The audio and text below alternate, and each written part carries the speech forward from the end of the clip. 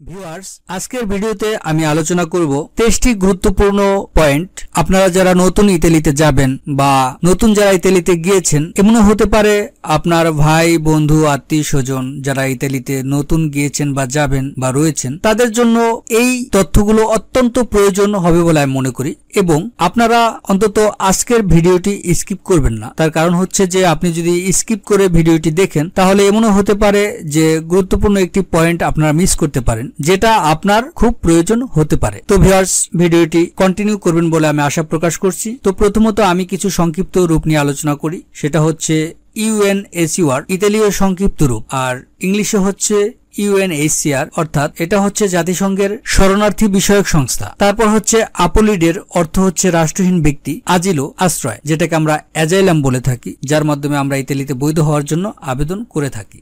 তো viewers, Italy সরকার আশ্রয় প্রার্থীদের জন্য ইতালীয় ভাষায় ব্যবহারিক নির্দেশিকা প্রকাশ করেছে এবং এতে বলা হয়েছে যে কিভাবে ইতালিতে আন্তর্জাতিক সুরক্ষার জন্য আবেদন করতে হবে এবং দেশটি কি ধরনের সুরক্ষা প্রদান করে থাকে। যদি এতে বিষয়টি স্পষ্ট না হয়, তাহলে যে কেন্দ্রে থাকার ব্যবস্থা করা হয়েছে সেখানে কাজ করা আইনি বিশেষজ্ঞদের বা স্থানীয় এলাকায় অভিবাসীদের সাহায্য করে এমন কোন সংস্থার সাহায্য চাওয়ার পরামর্শ দেওয়া হয়। প্রতিটি দেশের মতো ইতালি অনুরোধ করে যে আপনি যত তাড়াতাড়ি আশ্রয় আবেদন জানাবেন ততই ভালো। কেস্তুরা বা পুলিশ স্টেশন বা সীমান্ত পুলিশের কাছে আবেদন করতে হবে। তারপরে পুলিশ নাম নিবন্ধন করবে। তো সেক্ষেত্রে নাম, উপাধি, স্থান এবং জন্ম তারিখ, জাতীয়তা নেবে এবং ফটো তুলবে এবং আঙ্গুলের ছাপও চাইবে। তারপর আন্তর্জাতিক সুরক্ষার জন্য প্রক্রিয়া শুরু করার জন্য নির্দিষ্ট ফর্ম পূরণ করতে হবে। আঞ্চলিক কমিশন একটি নির্দিষ্ট সময় দেবে।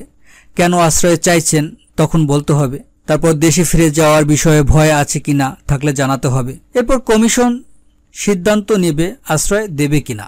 যদি প্রত্যাখ্যান করা হয় তাহলে আপনি আবারও আবেদন করতে পারবেন, আর এটাকে বলে রিকোর্সা। তো প্রথম যে বিষয়টা নিয়ে আমি আলোচনা করব সেটা হচ্ছে এএসএল বা ইউএসএল, আর এটা হচ্ছে আজিয়েন্দা সানিটারিয়া লোকালে বা ইউনিটা সানিটারিয়া লোকালে হলো স্থানীয় স্বাস্থ্য বিভাগ। এখানে ইতালির স্বাস্থ্য কার্ড পেতে নিবন্ধন করতে হবে। একজন জিপি, জেনারেল প্র্যাকটিশনার, ডাক্তার আপনি পাবেন। সেক্ষেত্রে এই কার্ডের মাধ্যমে বিনামূল্যে পাবলিক হেলথ কেয়ার এবং চেক আপের সুবিধা মিলবে। সরকারের এটি দিয়ে থাকে। একবার নাম সরকারের এই খাতায় উঠে গেলে তেসরা সানিটারিয়া স্বাস্থ্য কার্ড দেওয়া হবে। এই কার্ড থাকলে আপনি ডাক্তার দেখানো, ঔষধের জন্য প্রেসক্রিপশন নেওয়া এবং মেডিকেল চেক আপ করার অনুমতি আপনি পাবেন। তো একবার সরকারের খাতায় নাম যদি উঠে যায়, পর্যায়ক্রমিকভাবে আপনি অন্যান্য সুবিধাগুলো পেয়ে যাবেন। দ্বিতীয়ত সেটা হচ্ছে পরিচয়পত্র, কার্টা ডে আইডেন্টিটা। এটি ইতালির পরিচয়পত্র। বাসিন্দা হিসেবে নিবন্ধিত হলে এটি স্থানীয় টাউন হল, কমিউন আনাগ্রাফে থেকে পাওয়া যায়। তারপর হচ্ছে কার্টা ডি সোজর্ন। এটি পেরমিসো ডি সোজর্ন নামেও পরিচিত। এটি বসবাসের অনুমতি। থানা বা কেস্তুরায় এটির জন্য আবেদন করতে হবে। আর এই কার্ডটির সময়কাল সাধারণত 5 বছর, তবে বসবাসের অনুমতি নানা রকমের হয়ে থাকে। এরপর 3 নম্বর হচ্ছে সিএএস, সেন্টি ডি অ্যাকোগ্লিয়াঞ্জা এক্সট্রাঅর্ডিনারিয়া। এগুলো ইতালির অভ্যর্থনা কেন্দ্র। অস্থায়ী বাসস্থান হিসেবে এগুলোকে ব্যবহার করা হয়। এটি সাধারণত এমন কারোর জন্য হয় যিনি আশ্রয়ের আবেদন করেছেন বা অন্য কোনো ধরনের সুরক্ষা প্রয়োজন। রোমে অবস্থিত একটি অলাভজনক সংস্থা ওপেন পুলিশ বলছে যে একটি সিএসএ দেওয়া পরিষেবাগুলো এসপিআর এআরে দেওয়া পরিষেবার মত। চতুর্থ সেটা হচ্ছে কার্টা ব্লু ইউই, ইউরোপীয় ইউনিয়নের ব্লু কার্ড। এটি থাকলে সদস্য রাষ্ট্রের ভূখণ্ডে বসবাস এবং কাজ করার অনুমতি আপনি পাবেন। যদি আপনার ইতালিতে ব্লু কার্ড থাকে, সেক্ষেত্রে আপনি গ্রিস, জার্মানি, ফ্রান্স, স্পেন, অন্যান্য ইউরোপীয় ইউনিয়নের অন্তর্ভুক্ত দেশগুলোতে গিয়েও কাজ করতে পারবেন এই কার্ড থাকলে। এটা আপনার জন্য কাজ করার জন্য উন্মুক্ত একটি কার্ড এবং খুবই গুরুত্বপূর্ণ একটি কার্ড এটি। তারপরে কিছু সংক্ষিপ্ত রূপ নিয়ে আমি আপনাদের সাথে আলোচনা করছি। যেমন ধরেন সিই, কমিশন ইউরোপা, এটিইসি, ইংরেজিতে বলা হয় ইউরোপীয় কমিশন, সিএএস, সিস্টেম ইউরোপীয় কমিউনো ডি আজিলো। সাধারণত ইউরোপীয় আশ্রয় ব্যবস্থা সিইডিইউ, কনভেনজিয়ন ইউরোপা দেই দিরিত্রি উমানি বা ইউরোপীয় ইউনিয়ন কনভেনশন মানবাধিকার সংস্থা দিয়ে থাকে। তো সেক্ষেত্রে আপনার সার্টিফিকেট ডি ইডোনিয়েটা, এই প্রশংসাপত্রটি টাউন হল বা কখনো কখনো এএসএল দেয়। এটি নিশ্চিত করে যে আপনি যে বাড়ি বা অ্যাপার্টমেন্টে থাকেন সেটি স্বাস্থ্য এবং নিরাপত্তা সংক্রান্ত আইন মেনে চলে। বসবাসের অনুমতির আবেদন করতে হলে এটি প্রয়োজন। ভাড়া বাড়িতে ওই ব্যক্তি প্রবেশের 48 ঘন্টার মধ্যে সোসিওনে ডি ফ্যাব্রিকেটর জন্য বাড়িওয়ালা যাতে আবেদন করেন তা নিশ্চিত করতে হবে। আবাসন চুক্তির জন্য এটি প্রয়োজন। মানে হচ্ছে আপনার যদি সার্টিফিকেট ডি ইডোনিয়েটা থাকে তাহলে আপনি ইতালিতে বাসা ভাড়া নিতে পারবেন বৈধভাবে। 7 নম্বর হচ্ছে সিটাডিনানজা, ইংরেজিতে এর অর্থ নাগরিকত্ব। যদি ইতালিতে সিটাডিনো নন কমিউনিটারিও বলা হয় তাহলে আপনি একজন নন ইউ নাগরিক। যদি আপনাকে বলা হয় সিটাডিনো ডি উন পাইসে টেরজো প্রেজেন্টে ইরেগুলারমেন্টে তাহলে আপনি তৃতীয় দেশের নাগরিক যিনি দেশে অনিয়মিতভাবে নথিপত্র ছাড়া সেখানে এসেছেন। 8 নম্বর পয়েন্টটা হচ্ছে কোডিটসে ফিসকালে, এটি করের কোড। মোবাইল ফোন কেনা, যে কোনো ধরনের লিজ চুক্তিতে স্বাক্ষর করা, একটি গাড়ি কেনা বা একটি ব্যাংক অ্যাকাউন্ট খোলা বা একটি স্বাস্থ্য কার্ডের জন্য নিবন্ধন করা, সব কটিতে এটি প্রয়োজন। রাজস্ব অফিসে ট্যাক্স বা কর কোডের জন্য আবেদন করতে হবে। এই অফিস হলো এজেন্সিয়া দেলে এন্ট্রাডে নামে পরিচিত। কর কোডটি পাওয়ার অর্থ এই নয় যে ইতালিতে কর দিতে হবে, তবে একাধিক ফর্ম পূরণের জন্য এই কোডটি থাকা গুরুত্বপূর্ণ। মানে হচ্ছে আপনি যদি একটি স্পিড আইডি খুলতে চান যেটা দিয়ে আপনি ইতালিতে নুল্লস্তার জন্য এই পুলিশের মাধ্যমে আবেদন করতে পারবেন, সেই স্পিড আইডি খোলার জন্য আপনাকে এই ক্রেডিটসে ফিসকালে প্রয়োজন পড়ে। আর এটা থাকলে আপনি ইতালির যে কোনো গভর্নমেন্টের ওয়েবসাইটে ঢুকতে পারবেন বা অনেক জায়গায় আপনি আবেদন করতে পারবেন। 9 নম্বর হচ্ছে কন্ট্রাডো ডি সোজর্নো লাভোরো সাবঅর্ডিনেটো ভিসায় ইতালিতে প্রবেশকারী বিদেশি নাগরিকদের SUI অভিবাসন অফিসে এটির জন্য আবেদন করতে হবে। আসার 8 দিনের মধ্যে এটির জন্য আবেদন করতে হবে। পোস্ট অফিসে একটি আবাসিক অনুমতি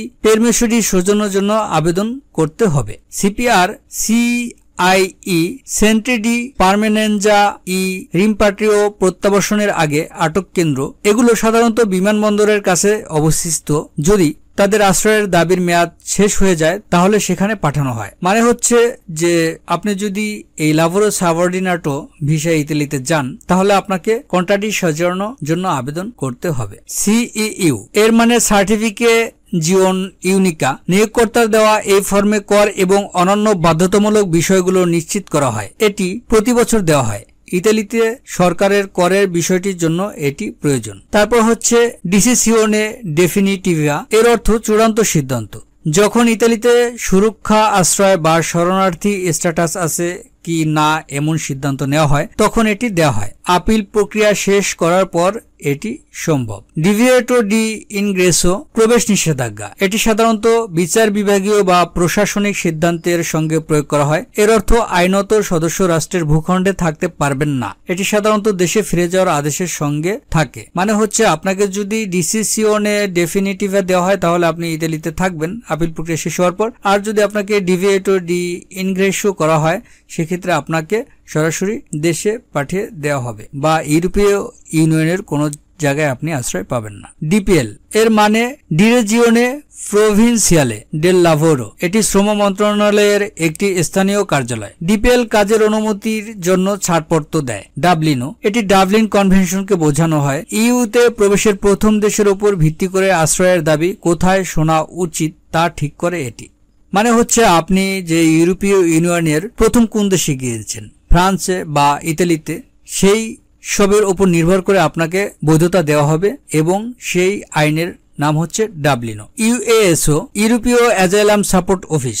ইকোনমিয়া ইনফরমালে এর অর্থ হলো এমন একটি খাতে কাজ করছেন যাতে কোনো নির্দিষ্ট আইন নেই। এই খাতগুলিতে সেভাবে আইন মানা হয় না, তাই শোষণের শিকারও হন অভিবাসীরা। কর্মসংস্থানের রেকর্ড দেখাতে হলে সেক্ষেত্রে এগুলোকে কাজ বলে গণ্য করা হবে না। একে লাভোরো সোমারসো বা লাভোরো ইন নিরো বলা হয়। ইতালীয় ভাষায় স্রুফটামেন্টো শব্দের অর্থ হলো শোষণ। তারপরে কিছু সংক্ষিপ্ত রূপ হচ্ছে EMN ইউরোপিয়া মাইগ্রেজিওনি, ইংরেজিতে ইউরোপীয় মাইগ্রেশন নেটওয়ার্ক বলা হয়। তারপর হচ্ছে ইম্পুলসিওনে, এর অর্থ বহিষ্কার বা নির্বাসন। এটি অভিবাসন পরিভাষায় ব্যবহৃত হয় যখন বহিষ্কারের সিদ্ধান্ত জারি করা হয় জাতীয় নিরাপত্তার জন্য গুরুতর হুমকি হিসেবে বিবেচিত হলে বহিষ্কার করা হয়। অপরাধের সঙ্গে জড়িত সন্দেহ হলে বা এবং সেই অপরাধের জন্য বিচার কিংবা নিন্দা করা হয়েছে এবং কমপক্ষে 1 বছরের জন্য কারাগারে পাঠানো হয়েছে এমন হলে বহিষ্কার করা হয়। তৃতীয়, কোনো দেশ থেকে এসে অপরাধ সংগঠিত করার তার নির্দিষ্ট প্রমাণ থাকলে তাদের বহিষ্কার করা যেতে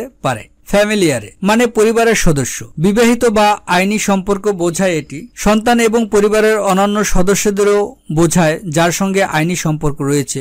অভিবাসনের ক্ষেত্রে পারিবারিক জীবনের অধিকার রয়েছে। এটি হলো ডিরিটো আল্লা ভিটা, পরিবারের সদস্যদের পুনর্মিলনের অধিকার রয়েছে, অর্থাৎ যারা এখন অন্য দেশে বা নিজের দেশে রয়েছেন। এটিকে বলে ডিরিটো আল ইউনিটা ফ্যামিলিয়ারে, মানে হচ্ছে যারা এই যে সন্তানাদি ইতালিতে নেয় তারা হচ্ছে এই ফ্যামিলিয়ারে এর মাধ্যমেই বা আল্লা ভিটার মাধ্যমেই ইতালিতে নিতে পারেন। ফ্রন্টিয়ারা এর অর্থ সীমান্ত। যদি জোনাডি ফ্রন্টিয়ারাতে থাকেন তবে সীমান্ত এলাকা বা জোনে আছেন আপনি। 14 নম্বর হচ্ছে INAIL। ইতালিতে কাজ করলে এটি জরুরি, বিশেষ করে যদি বিপজ্জনক নিয়োজিত হলে বা কোনো দুর্ঘটনা ঘটলে এটি প্রয়োজন হয়। এটি হলো দুর্ঘটনা রুখতে জাতীয় বীমা ইনস্টিটিউটো নাজিওনালে পার আচিকুরাজিওনে কন্ট্রোগ্লি ইনফরটুনি। তারপর হচ্ছে INPS, জাতীয় সামাজিক নিরাপত্তা সংস্থা। কাজ করলে INPS এর টাকা দিতে হবে। নিয়োগকর্তা আপনার জন্য অর্থ দিচ্ছেন কিনা তা চুক্তিতে দেখে নিতে হবে। INPS প্রতিটি কর্মচারীকে নিবন্ধন নম্বর দেয়।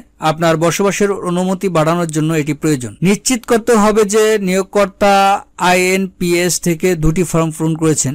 একটি হলো মডুলো F14 যা বেশিরভাগ কর দিতে ব্যবহৃত হয় এবং অন্যটি মডুলো DM10। এর ফলে সামাজিক নিরাপত্তা নিশ্চিত করবে নিয়োগকারী সংস্থা। 15 নম্বর হচ্ছে মার্কাদা বলো, একটি অফিসিয়াল স্টাম্প। এটি করের জন্য লাগে। আপনি এগুলো পোস্ট অফিস থেকে কিনতে পারেন। সমস্ত ফর্ম পাঠানোর আগে অফিসিয়াল নথিগুলোর জন্য আবেদন করার জন্য এগুলোর প্রয়োজন হয়। নল্লস্তা আল লাভোরো পেরমেসো ডি লাভোরো, কাজের অনুমতি অভিবাসন অফিসের এসপ্রোটোলে ইউনুকো এই ফর্মগুলি দেয়। তারা বিদেশিদের ইতালিতে কাজ করার ছাড়পত্র দেয় এবং কাজের ভিসার জন্য আবেদন করা যায়। OIM অর্গানাইজেশন ইন্টারন্যাশনাল পের লে মাইগ্রেজিওনি।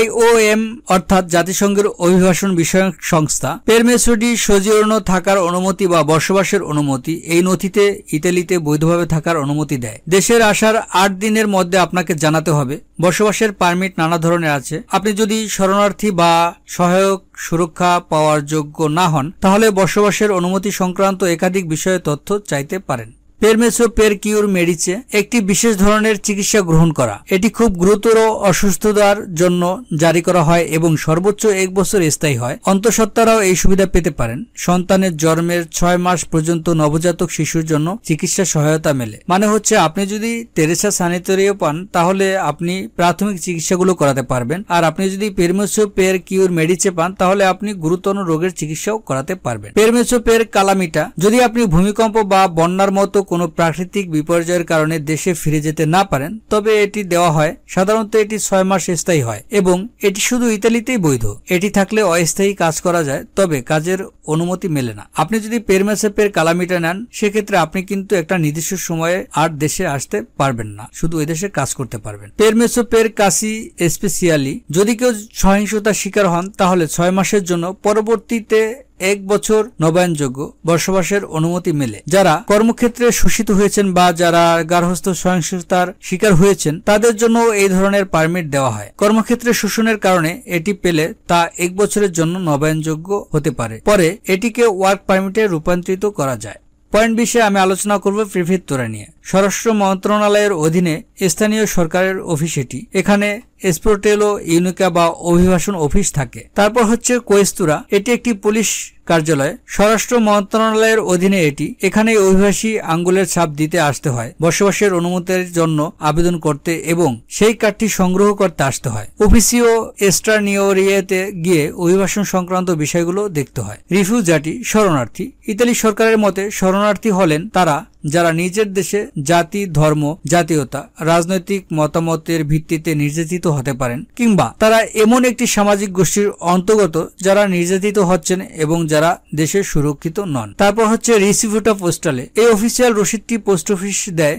যদি মেয়াদ ফুরিয়ে যাওয়া পারমেসো ডি সোজিওনোকে পুনর্নবীকরণ করতে হয় তাহলে এটি লাগবে। এই রসিদটি শুধুমাত্র ইতালির মধ্যে বৈধ। সিস্টেমা ডি প্রোটাজিওনে পের রেসিডেন্টি অ্যাজিলো বা রিফিউজিটি SPR/ASR এটি আশ্রয় প্রার্থী এবং শরণার্থীদের জন্য একটি সুরক্ষা ব্যবস্থা। আবেদন প্রক্রিয়াকরণের অপেক্ষা করার সময় বাসস্থানের জন্য টাকা দেয়া বা খাবার কেনার সামর্থ্য না থাকলে এটিতে আবেদন করা যায়। কিছু নির্দিষ্ট গোষ্ঠীর কেন্দ্র রয়েছে, ব্যক্তিগত ফ্ল্যাটও রয়েছে, এগুলো রাষ্ট্রীয় সহায়তার আওতায় দেওয়া হয়। অন্যগুলি দাতব্য সংস্থা দ্বারা পরিচালিত, তবে যেগুলো রাষ্ট্রীয় ব্যবস্থার মধ্যে নিবন্ধিত। SPRAR সিস্টেমটি স্থানীয় নেটওয়ার্কের সমন্বয়ে গঠিত এবং একটি জাতীয় তহবিল asylum policy and services FNPSA দ্বারা অর্থায়ন করা হয়। আশ্রয় প্রার্থী এবং উদ্বাস্তুদের সহায়তার ভাষা কোর্স এবং অন্য কোর্স করানো হয়। প্রতিটি ব্যক্তিকে সাহায্য করার জন্য পৃথক প্রকল্প প্রস্তাব করা হয় এর মাধ্যমে। অনেক ক্ষেত্রে জরুরি সহায়তা দেওয়া হয়। টিটুলারি ডি প্রোটেজিওনে সুসিডিয়ারিয়া সাবসিডিয়ারি সুরক্ষা সাবসিডিয়ারি প্রোটেকশন ইতালি সরকারের মতে যারা পূর্ণ শরণার্থী মর্যাদা পাননি কিন্তু নিজের দেশে তাদের মারাত্মক বিপদ হতে পারে, তাদের মৃত্যুদণ্ডের নিন্দা করা হয়েছে এমনও হতে পারে, তাদের নির্যাতন করা হয়েছে বা অমানবিক আচরণ করা হয়েছে, দেশের সশস্ত্র সংঘাতের ফলে নিহত হওয়ার ঝুঁকি থাকতে পারে এমনও হতে পারে। এই সুরক্ষা পেলে তখন প্রত্যাবাসন করা হয় না, ইতালিতে থাকার অনুমতি মেলে। এর মানে হচ্ছে যে আমরা যারা লিবিয়া দিয়ে গিয়ে নাগারে উঠি, যেটাকে আমরা নাগার বলি, সেটাই হচ্ছে এই রিসিভুটা পোস্টাল। ভিস্টো মানে ভিসা। VISL হলো ভিসা ইনফরমেশন সিস্টেম বা সিস্টেমা ইনফরমাজিওন ভিস্টি। এই সিস্টেমটি ইউরোপীয় ইউনিয়নের সদস্য রাষ্ট্রগুলোর মধ্যে তথ্য বিনিময়ের জন্য ব্যবহার করা হয়। তো ভিউয়ার্স, এই ছিল আজকের আলোচ্য বিষয়। আমি আমার প্রতিটি ভিডিওতেই সবসময় চেষ্টা করি নির্ভরযোগ্য তথ্য শেয়ার করার জন্য, যাতে আপনারা উপকৃত হতে পারেন। তাই চাইলে আপনারা আমার এই চ্যানেলটি সাবস্ক্রাইব করে রাখতে পারেন। তার কারণ হচ্ছে যে ইতালিতে যাওয়ার পরবর্তী সময়েও যে কোনো সমস্যার সংক্রান্ত এবং তথ্য দিয়ে আমি আপনাদেরকে সহযোগিতা করব আমার এই ছোট্ট চ্যানেলটির মাধ্যমে। ধন্যবাদ সবাইকে, সবার প্রতি রইল শুভকামনা।